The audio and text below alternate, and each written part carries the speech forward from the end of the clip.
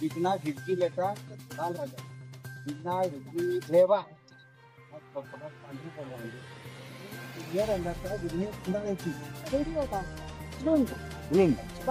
हो हो हो तर ही मोठी कार्य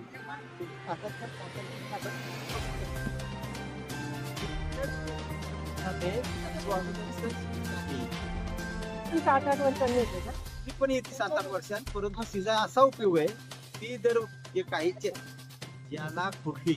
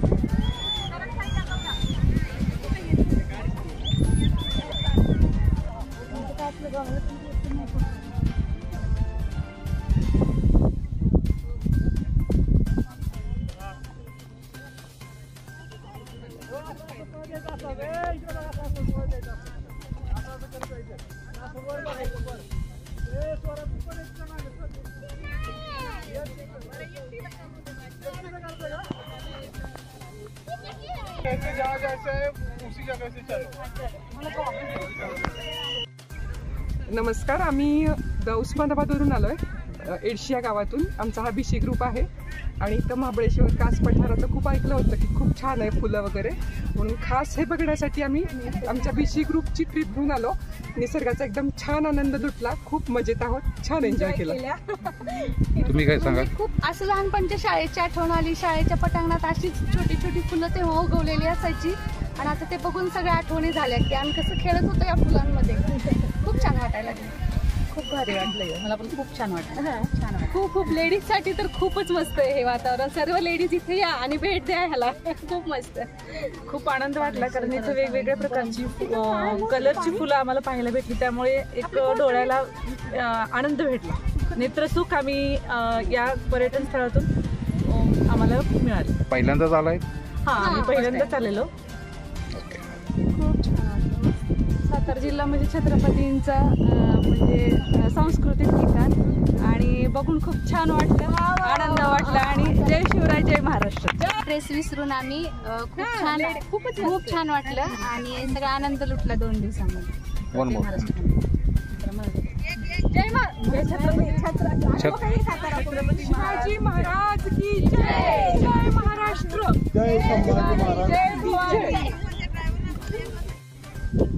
नमस्कार, मी श्रीरंग शिंदे, निवृत्त वनपाल कास पठार.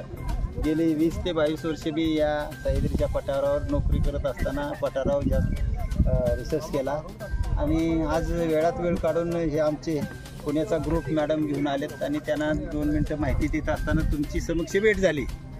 अशाच संदर्भात कास पठारावर सध्या शिव जे तेरडा आणि कारवी, 8 वर्षातून येणारी कारवी आणि तेरडा याचं चांगला ब्लूम झालेला आहे. किंवा काही ठिकाणी लोकांनी पाऊल वाटा सोडून इकडं तिकडं नाचतात, ते त्या ब्लूमवर नाचू नये. हा जो कारवीचा आणि तेरड्याचा ब्लूम चांगला लोकांनी बघावा. आता जवळजवळ 50 ते 60 वनस्पती ह्या कास पठाराच्या एरियामध्ये त्या सह्याद्रीच्या पट्ट्यात फुललेल्या आहेत. ही पाहत असताना लोकांनी फोटो काढावा, नजरेचा आस्वाद घ्यावा, तुडवू नये, त्याचा नाश करू नये आणि जास्तीत जास्त पर्यटकांनी याचा लाभ घेऊन शनिवार रविवार कोणी जादा येऊ नये, शनिवार रविवार सोडून इतर दिवशी यावं ही सर्वांना विनंती. धन्यवाद.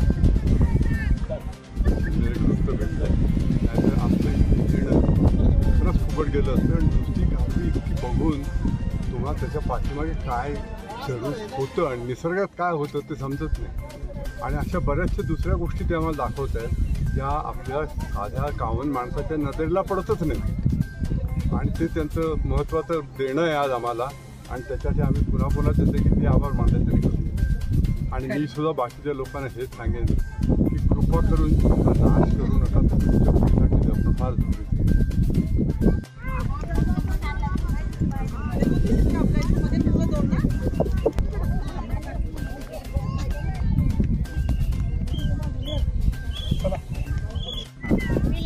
गाव माहिती आणि आम्ही आलो इकडे कास पठार बघून आम्हाला छान वाटतं. तुम्ही आजी काय सांगाल? ते कांताबाई देशमुख, आम्ही पण बघायसाठी चालेल, बघायला छान वाटतं.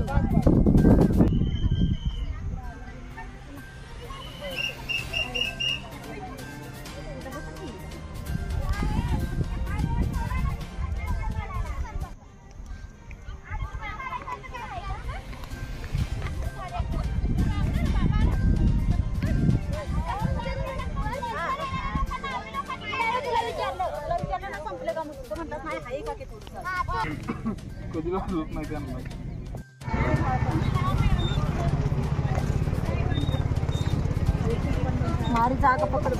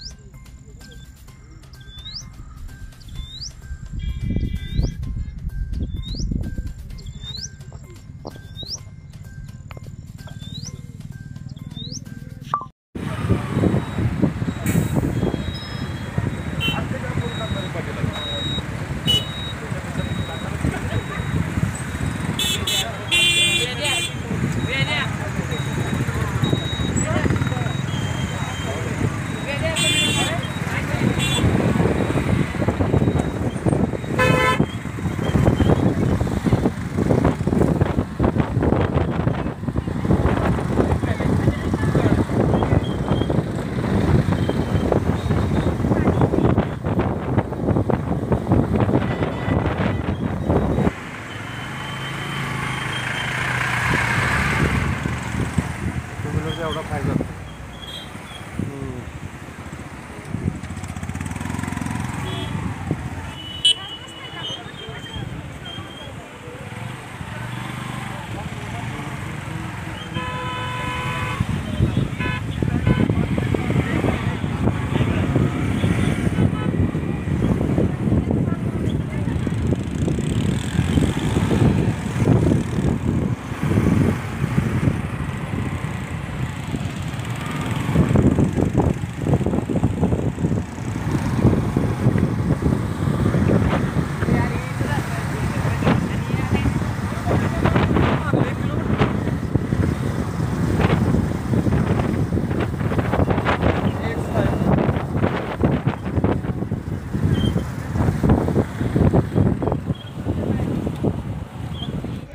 मी संपत जाधव, कास हेरिटेजवाडी हॉटेल प्रोपायटर.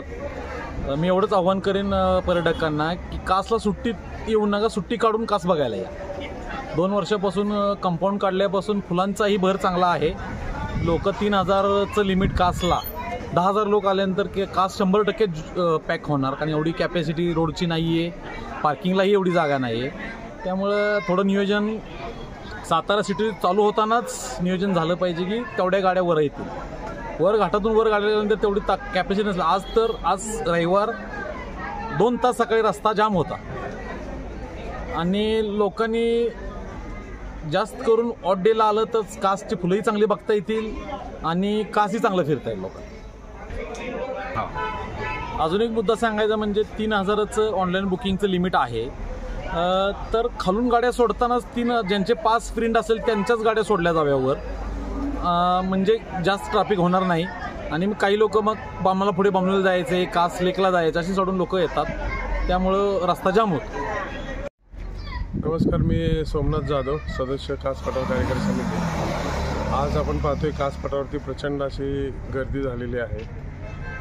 आज ऑनलाईन 3000 लोकांचं फुल होतं असताना सुद्धा एक 5-6 हजार लोक आज कास पठारावरती एक्स्ट्रा माणसं आलेली आहेत. समिती पुरेपूर प्रयत्न करते सगळे नियोजन करण्याचे, परंतु आम्हाला पण काही गोष्टीमध्ये मर्यादा आहेत. कारण कसं होतं, लोक ऐकत नाहीत. तिथे आलेली लोक म्हणतात आम्हाला जायचंच आहे, आम्हाला जायचंच आहे.